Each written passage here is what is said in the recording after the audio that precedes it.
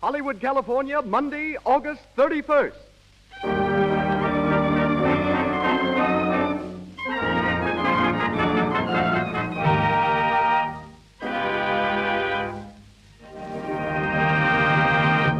The Lux Radio Theater presents George Raft in Cheating Cheaters with June Lang.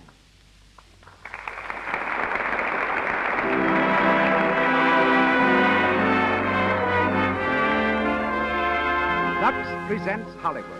The makers of Lux Toilet Soap, official soap in all the leading motion picture studios, again brings you an hour with Hollywood's outstanding celebrities.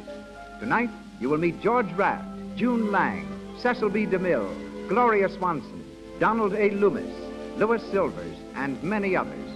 It is also our privilege to have in our visible audience such guests as Henry Wadsworth, Dean Janis, Lois January, Maxine Jennings, Sari Maritza, and Virginia Pine.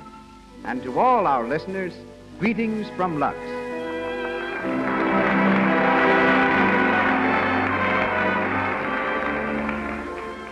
There's an excellent reason why Lux Toilet Soap is used by 9 out of 10 screen stars and by lovely women everywhere. This pure white soap, with its delicate fragrance and active lather, removes cosmetics thoroughly, protects daintiness, and brings you the charm of a clear, smooth skin. It's Hollywood's beauty care, yet it's so inexpensive that everyone can enjoy Lux Toilet Soap every day. And now our producer. At present engaged in making his 63rd picture, he has started more actors and discovered more stars than any man in motion pictures. Ladies and gentlemen, Mr. Cecil B. DeMille.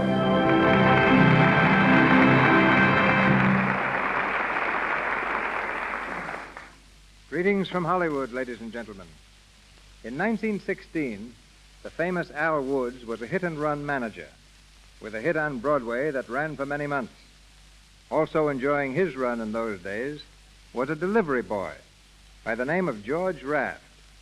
Many times young Raft passed the theater where Mr. Woods' company was performing, but the play Cheating Cheaters meant no more to him than he did to the swirling crowds on the busy streets about him. But tonight, 20 years later, George Raft stars in Cheating Cheaters in the Lux Radio Theater. Born and raised in Hell's Kitchen, the handsome young delivery boy enjoyed his rounds until he entered the ring. Then they brought him nothing but punishment. After his 25th professional bout, he woke up in Bellevue Hospital. George was a leading man even then, but he'd been caught leading with his chin, and his dream of becoming lightweight champion was over. He next tried baseball as a minor league player, but his hits were all ahead of him. Because of the batter, he couldn't get to first base. But after being fired, he struck out once again, this time for a new profession, dancing. And the feat that couldn't cover the bases or hold him upright in the ring brought him immediate fame on the stage. He starred in musical comedies, introduced a dance called the Charleston, taught King Edward VIII, then Prince of Wales, how to do it, and was the highest paid American dancer to tour the continent. Coming to Hollywood for a vacation, George was seen in the Brown Derby restaurant by a director who thought he'd make an ideal screen gangster. A few weeks later, the delivery boy from Hell's Kitchen was delivering lines in a studio. June Lang, our leading lady, has the distinction of being twice discovered by the movies. A dancer since the age of 5, June was given her first part when only 14. Last year, her contract expired and she was dropped. But Darryl Zanuck rediscovered her in an old test, called her back, and gave her leading parts in 4 recent films, Captain January, The Country Doctor, Every Saturday Night, and The Road to Glory, in which she plays the only feminine role and is starred with Warner Baxter, Frederick March, and Lionel Barrymore. Tonight, we hear her in the part of Ruth Brockton. And now, the curtain rises on the Lux Radio Theater, presenting Cheating Cheaters, starring George Raft with June Lang.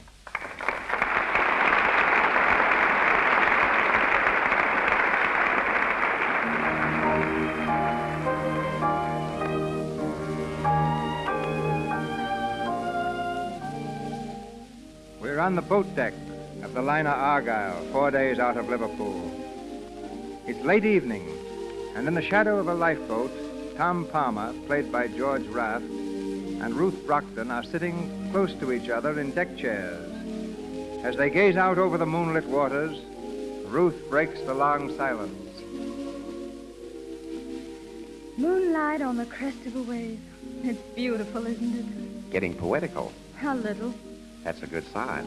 How do you mean? Well, now maybe you'll pay a little attention when I tell you how I feel about you. I've been paying attention. You haven't done very much about it. I meant every word I said. Perhaps you did with the ocean and the moonlight. But wait till we dock in New York. You'll forget me soon enough. Just like that, eh? Uh-huh. Well, you're wrong. You can't get rid of me as easily as that. I'll make you listen to me if I have to follow you clear across the country. And the villain still pursued her. Right. Oh, Tom, you're mad. Do you realize we've only known each other 4 days? That's long enough for me. I make up my mind pretty fast. If the steward hadn't accidentally put us at the same table, you wouldn't have had a chance to make up your mind at all. That's right. Remind me to leave an extra large tip for the steward. He's a great guy. Oh, I wouldn't give him all the credit. Who else is there to thank? Well, if my father hadn't gone to Antwerp to add a few jewels to his collection, I wouldn't be on this boat. 3 cheers for your father. And if my mother hadn't decided she needed a sea voyage, I wouldn't be here either. Yes, that's so. Well? Well, what? Go on. Say it. Oh, all right. I'm glad your mother decided she needed a sea voyage. Swell. Now we're getting someplace. Yes, that's what I'm afraid of. Well, there they are, Mrs. Palmer. I told you we'd find them spooning on the boat deck. Hello, Dad. Hello, Mrs. Palmer. My dear, we've been looking all over the boat for you. What's the matter, Mother?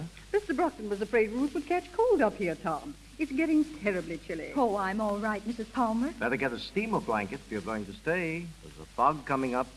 Say, looks like you're right. There goes your moon, Ruth. Oh, by the way, Ruth, I've quite a surprise for you. Yes? Mrs. Palmer just told me that she and Tom are taking a house in the country. And where do you suppose it is? Where? In Westchester.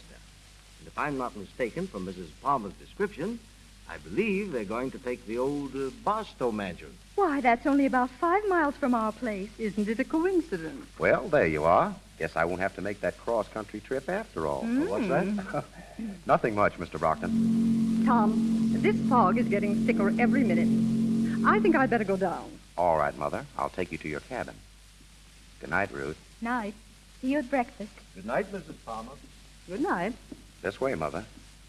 Well, Tom, Wait till we get away from here. to get the dope, Shut up, I tell you.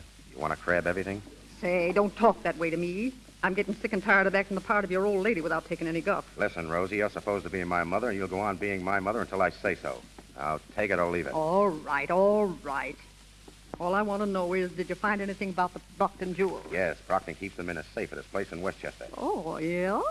Well, they've fallen swell for the mother and son stuff. We can move right up there next to them, and they'll never be the wiser. Pretty slick work, Tom. Yeah, maybe it's too slick. What are you talking about? Say, you ain't fallen for the dame, are you? I don't know. I feel like a heel, that's all. Telling her I'm nuts about her, then turning around and copping her old man's jewels. Oh, so I was right, huh? You have fallen for her. Forget it, will you? Sure. Maybe you better forget it, too. I'm going to my cabin. This fog is as thick as pea soup. See you in the morning. What the devil? Tom, what's wrong? I don't know. Sounds like they reversed the engines. Ruth! I've got to find Ruth. We're sinking. Come on, hurry up. Don't leave me here alone. Ruth, where are you? We've hit an iceberg. To the boat. Get to the boat. My boy, somebody help me find my boy. We're sinking. Ruth, where are you? Oh, Tom. Are you all right? Yes. Where's your mother, Tom? We're sinking fast. Look, those sailors are launching the boat. They're going down by themselves. Stand back there, you men. Stand back. Find the boat for yourself, will you? Listen, you men, I've got a gun here, and I'm not afraid to use it. Now stand back or I'll blow you to bits. Now free that boat. Go on. If any man gets in there before a woman or child, I'll shoot to kill. Ruth, get in that boat. Let me in, too. Let me in. All right, Mother. Go on. Hurry, Ruth. But, Tom, what about you? Never mind me. Get in there. All right, men, work fast. Clear that boat and lower away. Stand by those davits. Watch that line. Come on, you men. Hurry up.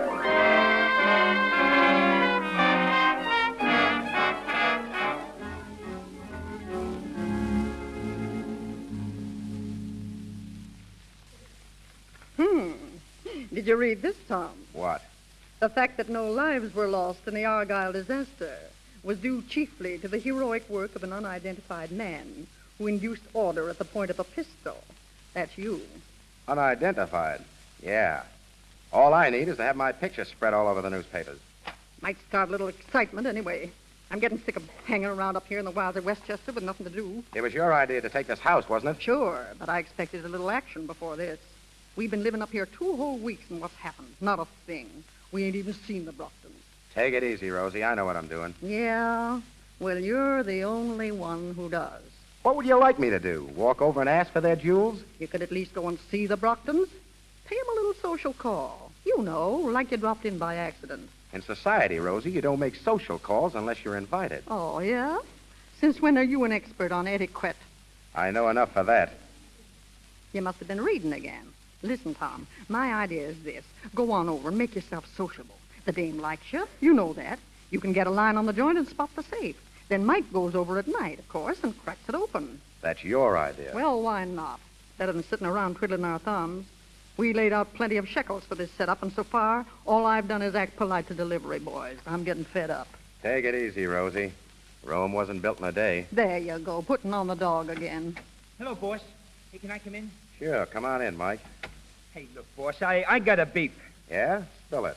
Well, it's these here chauffeur clothes you got me wearing. The color's choking the daylights out of me. Oh, shut up. Who's talking to you? Shut up. Shut up, you dizzy dame. Keep quiet, now, both of you. Keep quiet. We didn't come up here to fight. No, we came up here to lay our hands on $250,000 worth of sparklers, but I don't see us doing it. We got the Stuyvesant collection in France, didn't we? Say, that job ought to net us $500,000 easy. Sure, but I ain't no piker. Besides, those Stuyvesant rocks are as hot as a live coal. Hey, that's right, boss. We can't get a fence to touch them. Yeah, what's going on? Come on and join the party, Phil. You're looking mad, Rosie. I am mad. Hey, Phil. Huh? Where's your tie? What do you mean? I said, where's your tie? You're supposed to be the butler around here, aren't you? Now listen, I don't mind being a butler, but I gotta have something to buttle, don't I? Yeah, me but walking don't around sit this on monkey a hand. suit. What am I Just saying? Tell me Shut up, shut up! I'm running this deal, not you. Well, let's get started then. We'll get started when the right time comes. As it stands now, we ought to be glad of a chance to lay low. You mugs don't seem to remember there's a dick on our trail. You mean Ferris? I mean Ferris, the best jewel detective in this business. If he ever gets wind that we're after the Brockton jewels, it's curtain for us. And quick. Say, who is this guy, Ferris? Has anybody ever seen him? No, that's just why we got to be careful. We've got to watch our step every inch of the way. Well, it's okay with me. Answer that, Rosie. Sure. Hello. Yes, this is Mrs. Palmer. Oh, hello, Ruth, dear. Is the Brockton dame.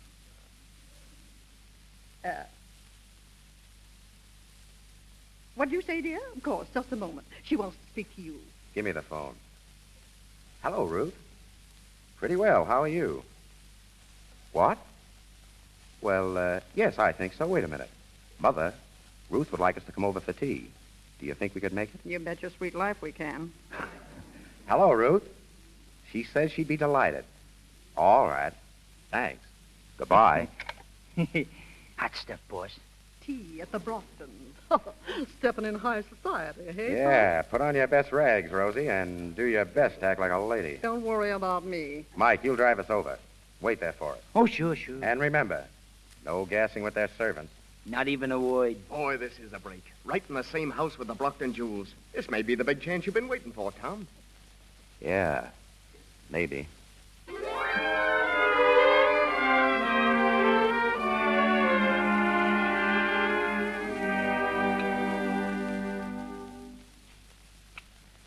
Another cup of tea, Tom?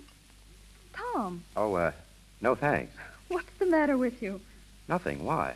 You've been sitting here all afternoon looking like Blue Monday. All I can get out of you is yes and no. Well, I'm not always as talkative as I was on the boat. Yes, I've noticed that. How does it feel to be an unidentified hero? All right, as long as I'm unidentified. Would it be such a tragedy if they found you out? Well, you never can tell about those things. Modest man. I wonder where our respective parents are all this time. I think your father said he'd show Mother the garden. More than likely, he's showing her his jewel collection. She seemed quite interested when he mentioned it. Oh, yes, she's a jewel fancier herself. She seems to be. Dad says she talked nothing but jewels all the way over on the boat. Is that so? She has quite a collection, too, hasn't she? Did she, say that? Why, yes, of course. She does have a collection, doesn't she? Oh, yes, the Palmer jewels. Very famous. I thought so. Well, I think it's time we were going. Tom, what's the matter with you? Why do you act so distant? Am I distant? You were different on the boat. Yes, talkative. Too talkative? I'm afraid so. Oh. Then you don't feel the same. About me, I mean. Sure I do, only... Only what? Look, let's not talk about it now. Someday I'll tell you the whole story. That yellow diamond is the pride of my collection, Mrs. Palmer. Oh, it's beautiful. Tom, you must get Mr. Brockton to show you his diamonds. They're just lovely. Yes, they must be. I beg your pardon, Mr. Brockton. Yes, Wilson? What is it? A telegram just came for you, sir. Oh, excuse me, please. This may be important. Of course. I hope it isn't bad news, Dad. I'm afraid it is.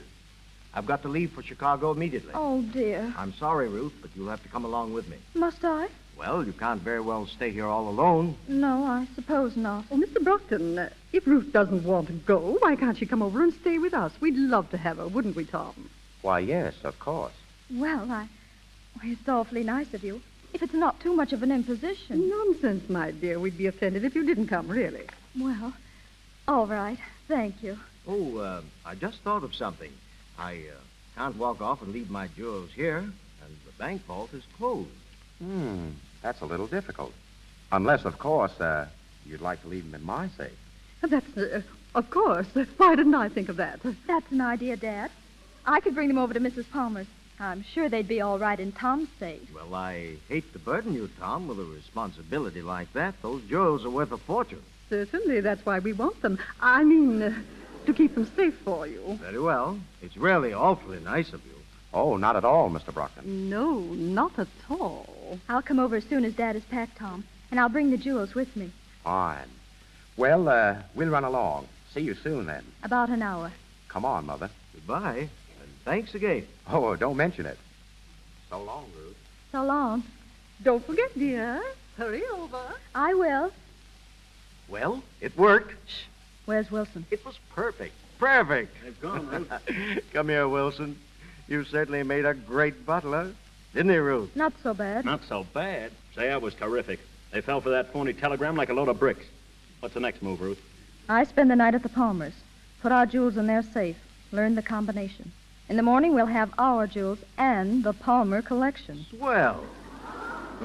Then I can stop playing Papa and have a little fun. Take it easy, will you?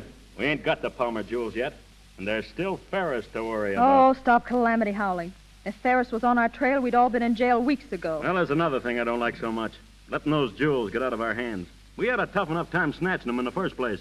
I don't like throwing them around like this. Now, listen, Ruth knows what she's doing. She's the best little crook in the business.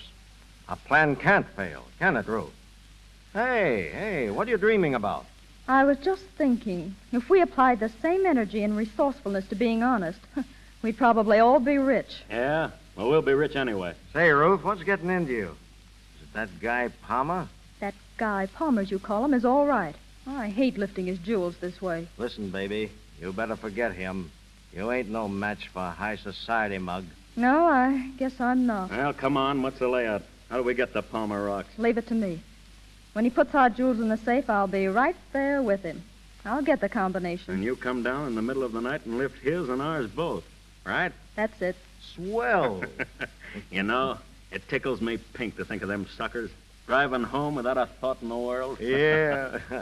I can just see their faces when they wake up tomorrow and find their rocks has gone bye-bye.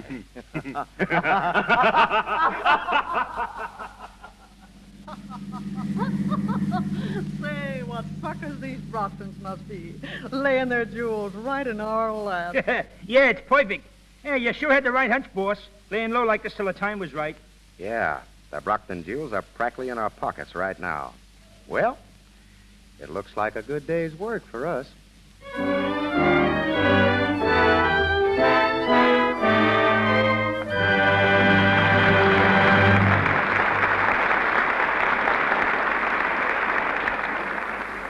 Now, before we resume the story of Cheating Cheaters with George Raft and June Lang, let's breeze over to the Paramount Commissary. It is gay with waitresses in green and orange dresses and extras in costumes, hungry for their lunch. Near the window is a very pretty extra with a friend, and the extra says, Well, which you going to pick?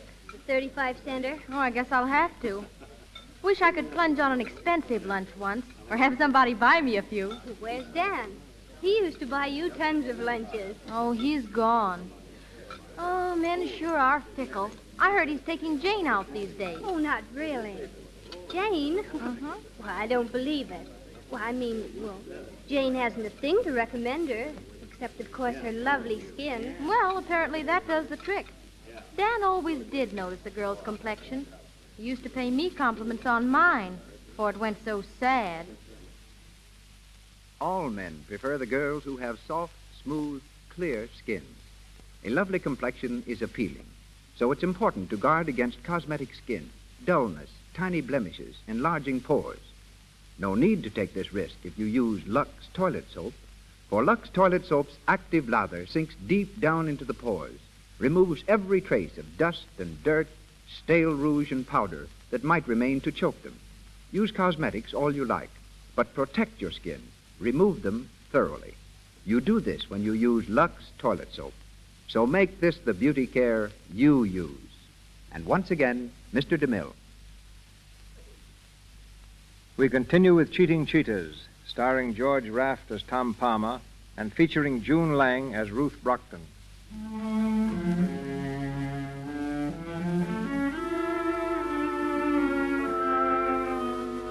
Two gangs of jewel thieves working at cross purposes, each gang intent upon robbing the other of a valuable collection of diamonds. This is the situation as our curtain rises again. It's early evening in the living room of the Palmer home. Tom and Rosie, whom he calls his mother, are entertaining Ruth Brockton, their more than welcome guest. Mrs. Palmer, your dinner was grand. I must thank you again for letting me impose upon you. No, not another word. You're embarrassing us, isn't she, Tom? It's a pleasure to have you, Ruth. Thanks. Oh, by the way, Tom, I do hope you've taken good care of Ruth's jewels. Well, no, not yet. I was going to speak to you about that. Do you think we'd better put them away? I brought them down with me. They're in this box. My dear, you mustn't let them lie around like that. They may get lost. Tom, open the safe for Ruth. Yes, Mother. Come over here, Ruth. Oh, is it in this room? Yep, behind this panel. Watch. Well, isn't that clever? No thief would ever think of looking for it there. Well, if someone did find it, he'd get a big surprise when he tried to open it. You see, the combination dial is charged with electricity, high voltage. You mean if he touched that dial, he'd get a shock? A couple of thousand volts. Oh, would it kill him? No, not instantly. Oh, I see.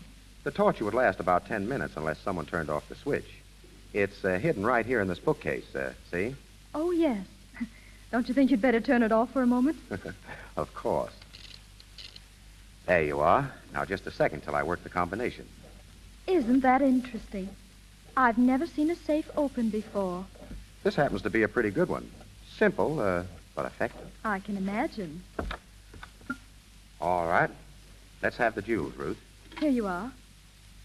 Are the Palmer jewels in this safe, too? Oh, yes. We're very careful about our collection. Well, if you keep yours there, I guess mine are safe enough. Of course, dear, of course. I beg pardon, Mr. Palmer. Yes, Phil, what is it? Mr. Morton Hanley to see you, sir. Morton Hanley? The gentleman who's been calling you all afternoon. Oh, yes. Did he say what he wanted? No, sir. Just that it was very important. Important? Oh, all right. Ask him to come in. Very good, sir. Would you rather see him alone, Tom? I can run upstairs. No, don't go. It can't be as important as he thinks it is. If I were you, Tom, I'd close that safe. You never know who it might be. All right, Mother. But don't be so jumpy. Well, close it anyway. There. Does that make you feel better? Thank you, dear. Mr. Palmer is in the living room, sir. Thank you. Oh, good evening. Good evening. You are Mr. Palmer? That's right. Would you have a seat? Thank you. My name is Hanley. I represent the Dexter Hero Foundation. Oh, yes. This is my mother, Mr. Hanley. How do you do? And our guest, Miss Brockton. How do you do? Miss Brockton, Miss Ruth Brockton? Yes, you know her? No, not personally, but her name is on my list. You see, Mr. Palmer, I'm gathering testimony from people on board the Argyle. An unidentified man was quite a hero on that occasion, and we really must find him. What for? We're going to award him a gold medal for his valorous conduct. I'm afraid I can't help you. No, yes, you can, Mr. Palmer. Yes, you can. You see, we have it on excellent authority so far that you are the unidentified man. You're making a mistake. Tom, don't be modest. You know it was you. Thank you, Miss Brockton. Well, your statement completes our chain of evidence. Mr. Palmer, allow me to congratulate you. Just a minute. You said you had other evidence that I was the man. Who told you that? Oh, we have reports from several of the passengers. Dr. Holt, whom you doubtless recall, gave a really glowing statement. But the clearest account of all we received from a detective, a man named Ferris. Ferris? Excuse me. Did you say he was a detective? That's right. Ferris? I don't recall the name on the passenger list. Do you, Mother? I don't believe I do. Well, he may have traveled incognito. Detectives often do when they're after somebody. Have you seen this Mr. Ferris? Well, no. I called at his office this morning, and one of his assistants told me Mr. Ferris was after a very clever gang of jewel thieves. I see. Very interesting. Well, Mr. Hanley, thanks for calling, and please give my thanks to Mr. Ferris when you see him. Thank you. I'll do that. And I hope shortly to have the honor of witnessing the formal presentation of your medal. Well, good evening. Good evening. The butler will show you out. Thank you. Good night. Well, you're going to get a medal. That's exciting. A little too exciting for me. It's given me a sick headache. I think I'll run off to bed. Is there anything I can do, Mrs. Palmer? No, dear. Thank you. Good night. Good night. Oh, Tom, I'd like to see you before you go to bed. Yes, Mother. Good night. Good night. Your mother seems quite upset. Oh, she'll be all right. Well, I guess I'd better run along, too. Wait a minute. Don't go yet. I want to speak to you.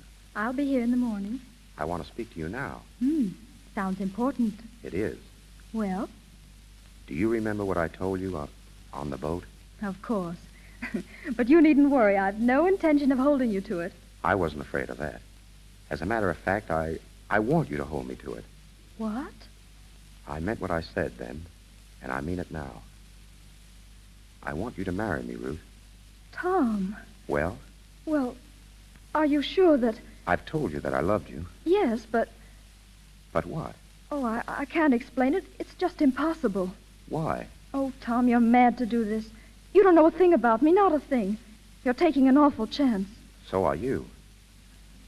Listen, I've knocked around a lot, more than you think, and I've found out something.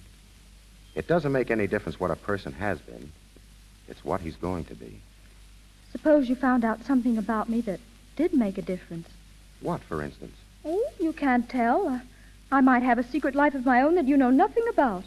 Maybe I tap every third post or step on every other crack in the sidewalk. For all you know, I might even be a thief. You? That's a laugh. Is it? I'm serious, Ruth. We could be married tonight. By tomorrow, we'd be away from here. For good. For good? Tom, I don't understand you. Why should you want to leave here? Oh, never mind that. Will you marry me? I can't, Tom. You mean you're not in love with me? I didn't say that. All right. I'm not going to rush you. Suppose we wait till tomorrow. You can give me your answer then. Tomorrow? Well? All right, Tom. Excuse me, sir. Yes, sir. Miss Brockton's butler is here, sir. Oh, yes. I asked him to bring something over for me. Show him in, Phil. Yes, sir. I'll say good night, Ruth. See you in the morning. Of course. Good night, Tom. You'll find Miss Brockton in the living room. Thank you. Good evening, Miss Ruth. Good evening, Wilson. Sorry I had to bring you all the way over here. Oh, that's all right, Miss Ruth. Well, how's it going? Be careful. Everything okay? Yes. Jewels in the safe? Of course. You know the combination? I told you everything was all right. Okay. What time do you want me back here? 3 o'clock. They're sure to be asleep then. 3 o'clock, right. Well, looks like a good day's work for us.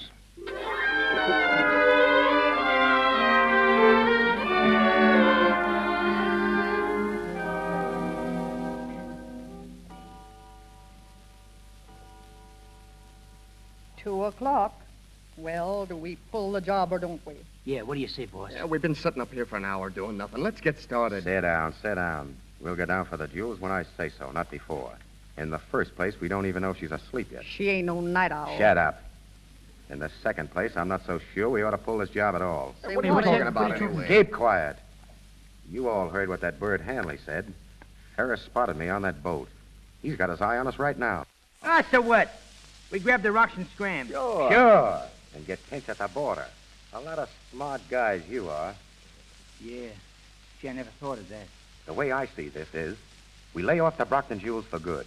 Clear out of here and forget it. Then when this Ferris thing blows over, you can get together and pull something else. Hey, wait a minute. What do you mean you can get together? Ain't you in with us anymore? Well, sure, of course. You mean we ain't gonna grab them rocks, boss? That's what I said. Holy gee, that hurts. $250,000 worth of sparklers, and we gotta leave 'em flat and play tag with a dick. Gee, that hurts. It's the best thing to do right now. Yes, I guess so. Wait a second, boys. Tom, you ain't fooling me at all. You ain't worried about Ferris. No? No, it's that dame. You're soft on her, and you're trying to welch so she won't have to grab her jewel. What? You're a pretty smart girl, aren't you, Rosie? Smart enough to know when I'm getting a shakedown. Hey, now look, Tom. I don't know whether Rosie's got the right dope on this thing or not. All I know is that we sunk plenty of coin into this layout, and this ain't no time to go back on us. Well, what do you say? Keep your voice down. I'll tell you what he's got to say. He's going through with this deal whether he likes it or not. Because if he don't, I'll queer him with that dame for keeps. I'll tell her what you are. I'll tell her plenty. Yeah, and so'll I. You dirty two-time and double-crossing... Holy Moses. I warned you to keep your voice down. Now, if you want another snap of that, get up and start yelling again.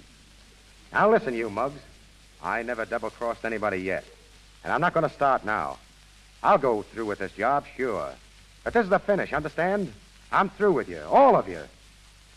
Now get out of here and let me alone.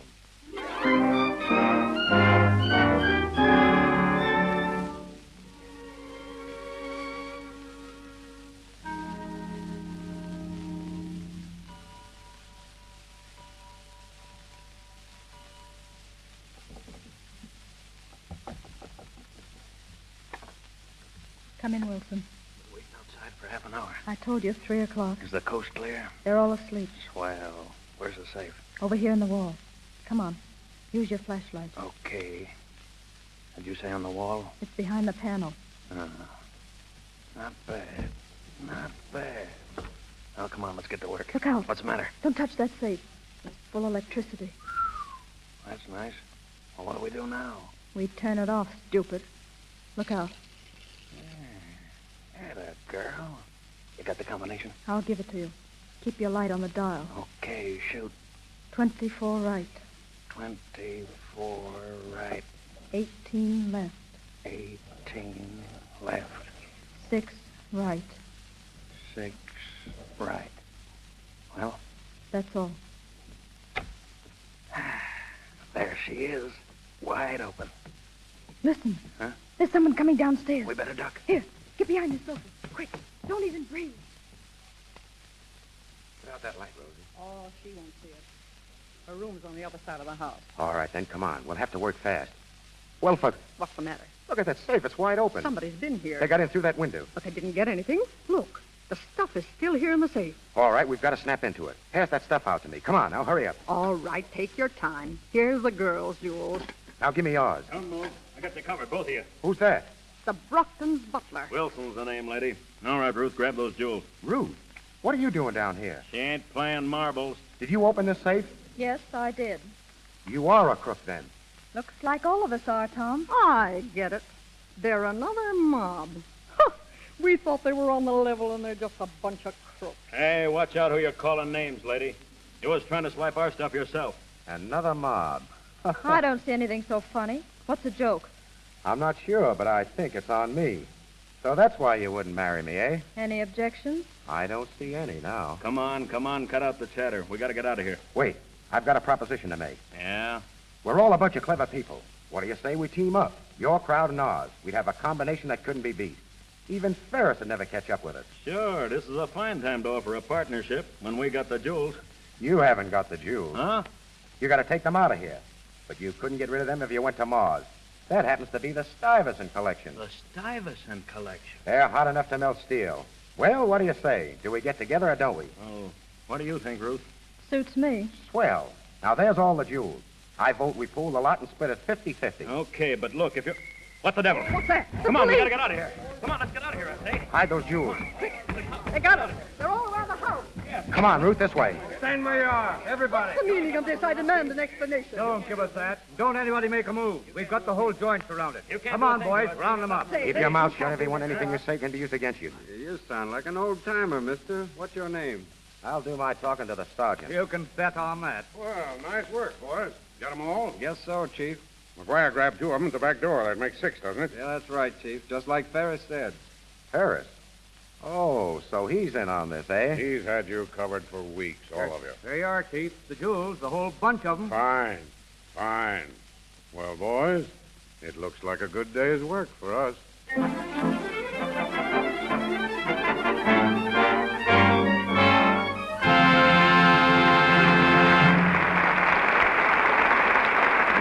For station identification.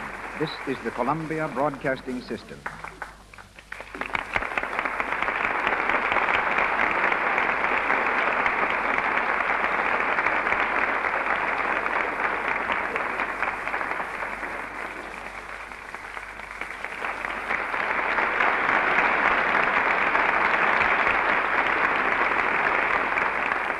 Our play, Cheating Cheetahs, continues shortly from the Lux Radio Theater.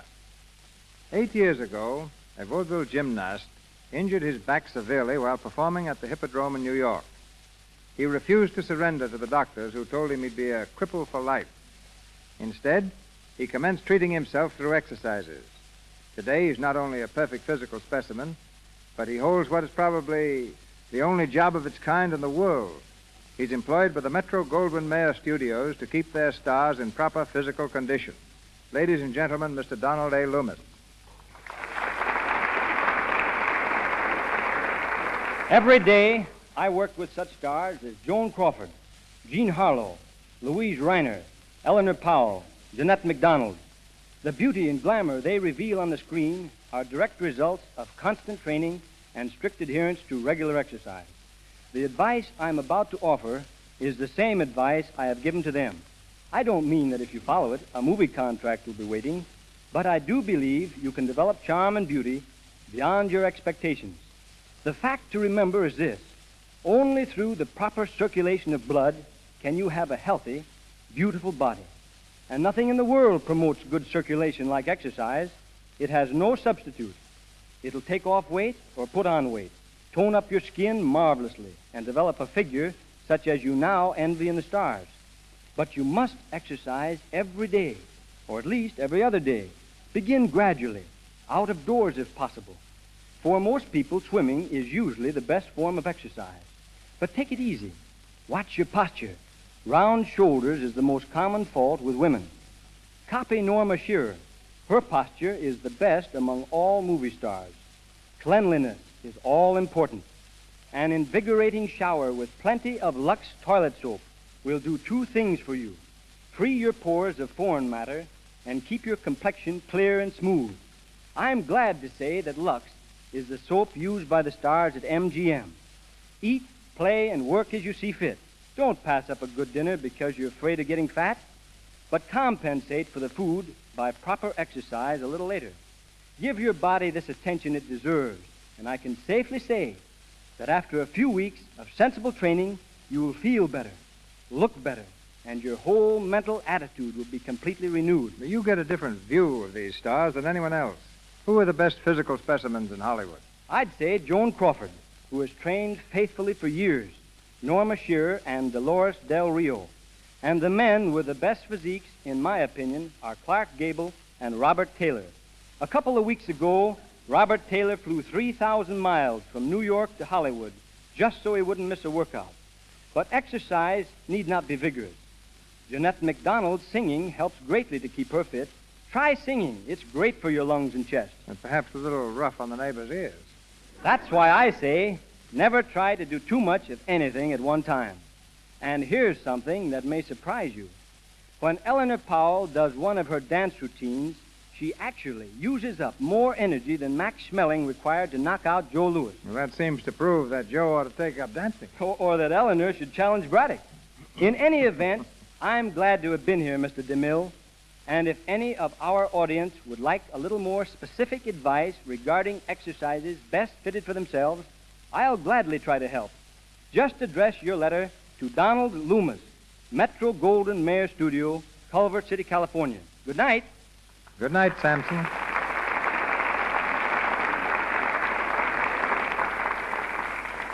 And now we bring you the last part of Cheating Cheaters, starring George Raft as Tom Palmer and featuring June Lang as Ruth Brockton.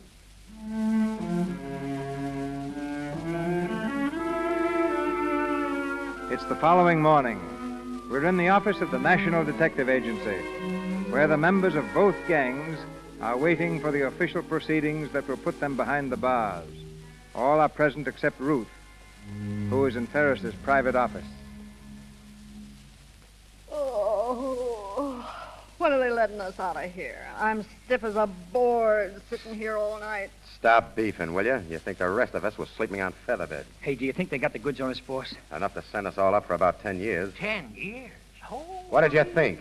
That they'd slap your hands and tell you not to do it again? I want to see my lawyer. Say, how did they nab you, Brockton? I thought you went to Chicago. That telegram was a fake. I stayed at the house. Yeah? Well, you see what you get for telling stories. Oh, shut up. By the way, are you Ruth's father? I've never been a father in my life. That's a break for somebody. Hey, this guy Ferris, is he on the police force? No, he's a private detective employed by the insurance company. Good morning, everybody. Hiya, Folly. Pull up a chair. Never mind the wisecracks, young fella. Hey, look, Chief, how about some ham and eggs? I'm starved. Oh, you'll all get breakfast over in the tombs. How long do you think you can keep us here? This isn't a police station. It's the office of a private detective agency. That's right. You see, this is just a little stopover on the way to headquarters. As soon as we get a confession, we'll get going. Yeah? Who do you think is going to confess? Well, we're getting one right now. You mean Ruth? What do you think? So she welched on us, huh? Yeah, came through with everything we asked her. You're a liar. What? You heard me. Ruth's no squealer. She wouldn't let us down. Wait till you find yourself in the jug, Palmer. Maybe you'll change your mind a little. Hello? Who wants Ferris? Oh, the district attorney. Well, I'll talk to him. Hello? Well, how are you, Mr. Andrews? No, this is Farley speaking.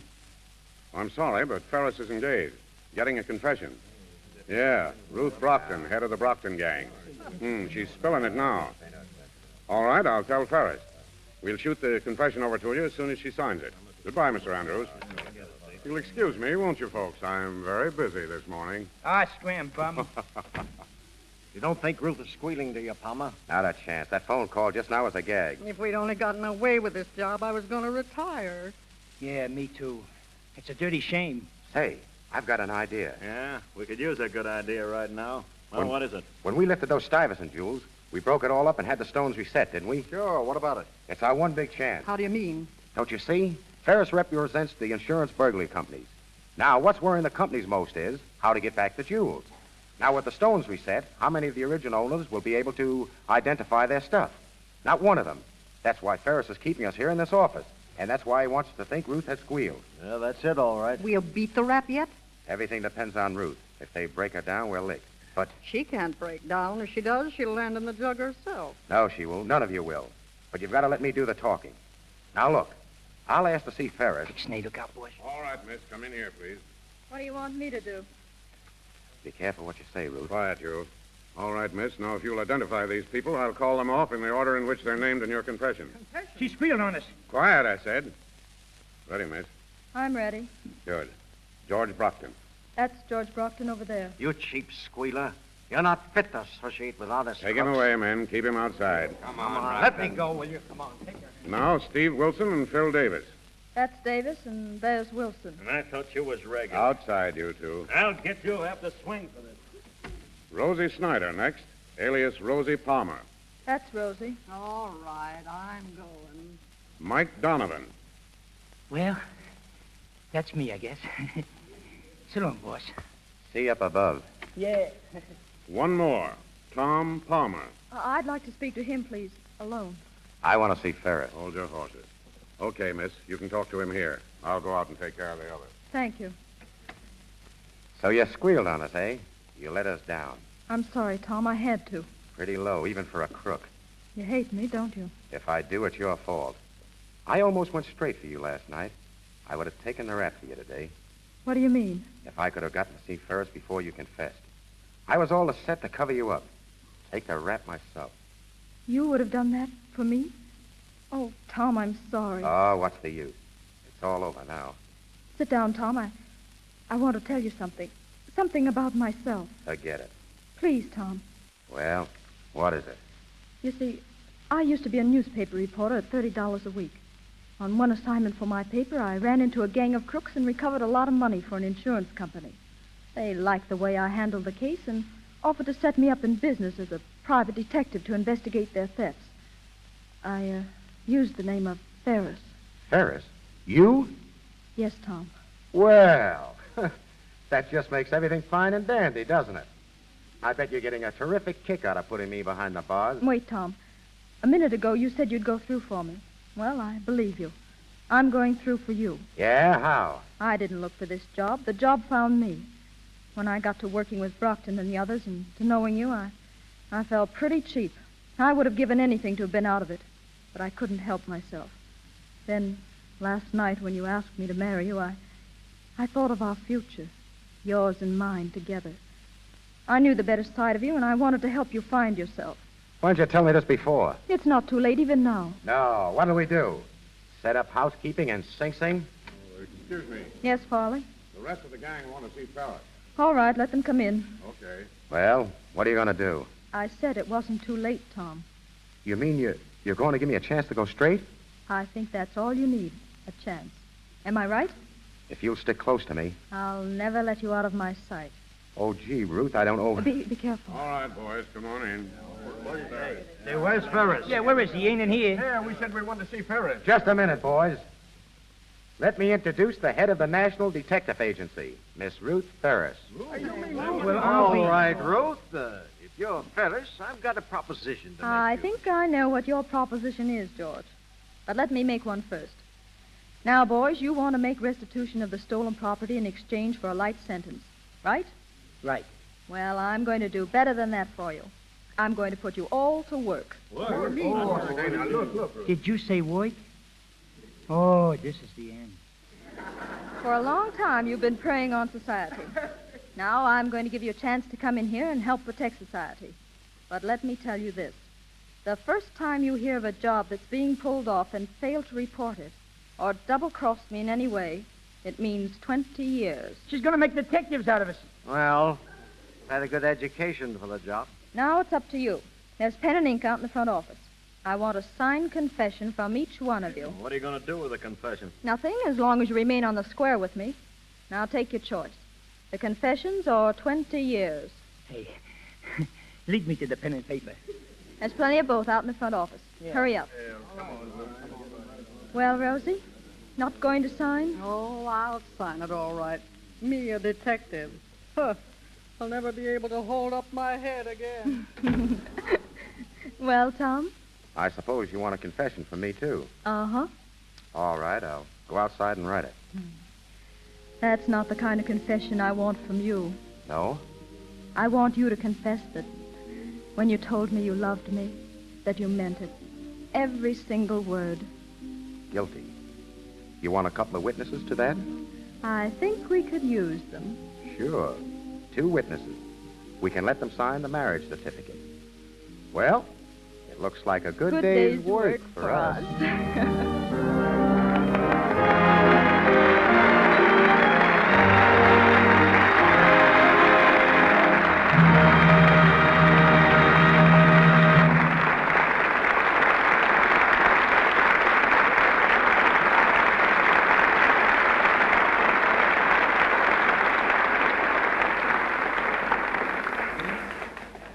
As Thackeray wrote, the play is done, the curtain drops. A moment yet the actor stops and looks around to say farewell. Tonight's stars, George Raft and June Lang, return shortly to the microphone. I think that discoveries are accidents designed by destiny. A fabulous fortune and hundreds of the jewels women now wear were found in South Africa because a Dutch farmer happened to notice a group of children playing marbles. The marbles were diamonds and led to the opening of one of the richest mines in the world. It was also by accident that I myself once discovered a diamond in the rough. In fact, it was in the rough and tumble action of a Keystone comedy that I saw her. And just the way she leaned against the door conveyed to me an appeal that I knew would intrigue the world. I took her out of comedies and made her the star of 6 DeMille productions. She was an absolutely new type of heroine, because most of the heroines who preceded her were sweet and charming ingenues, while all the sirens were evil women and heavies. She combined the best qualities of both and became the screen's first romantic siren who was not a villainess. This famous young woman was the first of many screen stars who can truly be said to have possessed glamour. She did more than any girl before or since to make Hollywood the fashion center of the world, and she now steps to the microphone just as fascinating as she was then. Ladies and gentlemen, Gloria Swanson.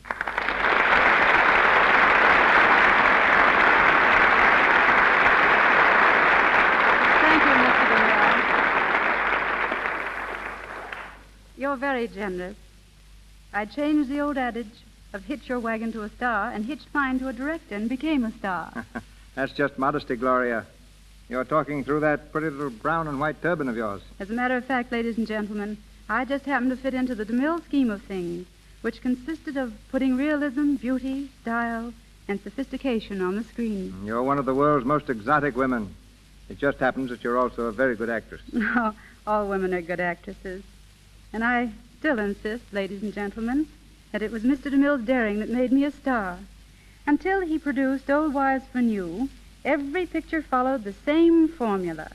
A boy met a girl, lost her for a while, and then finished the picture by marrying her. Mr. DeMille took the story up from there.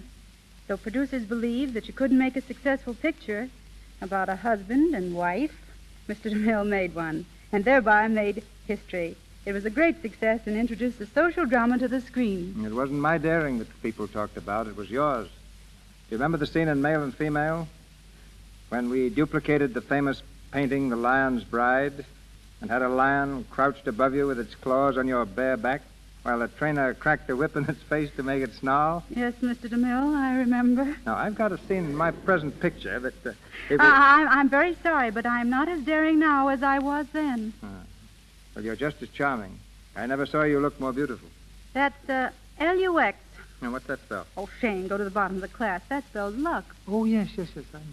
Lux is my favorite beauty soap, and now, through its radio theater, you and I meet again for the first time in nearly 7 years. Then before we say goodnight, I'd like to give you one final bit of direction. What is it? Sing for us. Well, I don't pretend to be a singer, but if you're willing to risk my singing on your program, so am I. I'll sing None But the Lonely Heart by Tchaikovsky. Please.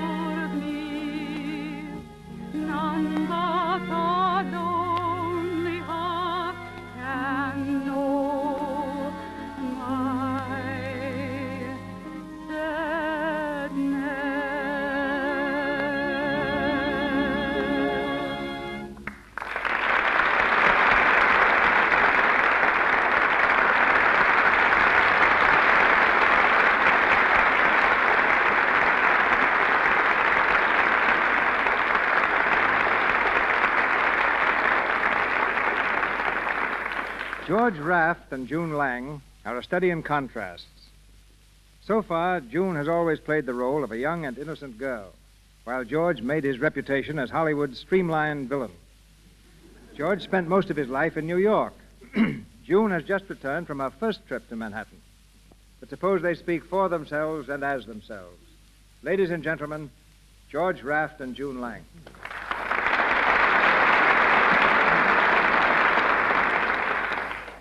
Thanks, Mr. DeMille. Well, June, how did you find the old hometown? Oh, easily, George. I took the plane to Newark and drove over the Skyway, through the Holland Tunnel, and there it was. I mean, did you like it? Oh, immensely. I was fascinated by the New York crowds, and I've never seen so many well-dressed women before. And judging from their wonderful complexions, they apparently use Lux toilet soap just as much as we do here in Hollywood. I even had Lux in my hotel room. It made me feel really at home in New York. In New York, George was the most popular boy in his neighborhood. The other kids would do anything he told them to. Incidentally, George's grandfather owned the merry-go-round on Coney Island. My grandfather also was a gold prospector here in California. He made several strikes. And you followed his example as a ball player? I guess you're right, but in pictures I'm better with a gat than a bat. I don't know why you're a gangster on the screen so many times, George. Oh, I don't know. I like being a villain. I think it's more interesting. I also think it's more true to life. June, down deep, I believe there's a bit of villainy in every man. Even in Mr. DeMille? Why not? Why, I think Mr. DeMille's one of the nicest men I ever met. Now, don't stop, June. I'm beginning to enjoy this interview. Just let me tell you what he did to me one day. He was making this day and age. You talk, George, like one of my actors. You weren't even in that picture. Well, one morning when I came to work, my dressing room had completely disappeared. Why blame me? I'm a director, not a magician. The reason I couldn't find it was that DeMille had completely surrounded it with one of his big sets. Didn't he give you another room? Oh, yes. For 2 solid weeks, I shared quarters with Tuffy, the collie mascot. But it wasn't so bad. I used to be a mascot myself. George was mascot of the New York Yankees, if I remember rightly. Yeah, I chased home runs all over New York City. Tonight you hit one yourself, George. And you too, June. Thank you. It's been marvelous being here. Good night. And all is forgiven, Mr. DeMille. I've had a great time, and I hope to be back again sometime. Good night. Good night, George.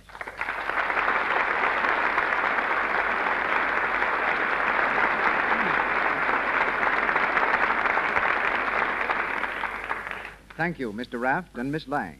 Ladies and gentlemen, this is your announcer, Melville Ruick.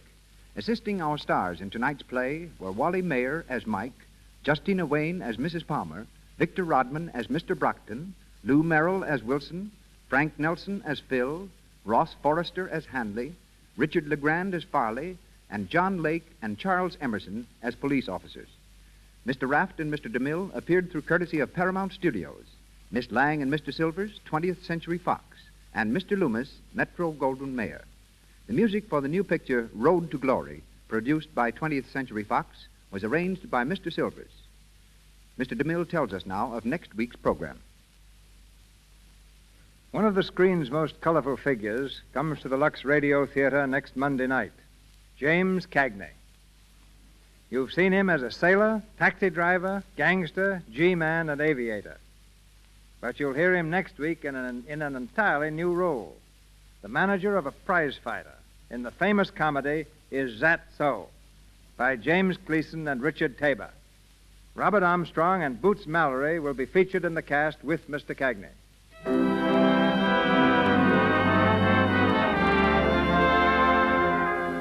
Our sponsors, the makers of Lux Toilet Soap, together with Mr. Cagney, Mr. Armstrong, and Miss Mallory, join me in inviting you to be with us next Monday night in the Lux Radio Theater presentation of Is That So? This is Cecil B. DeMille saying good night to you from Hollywood.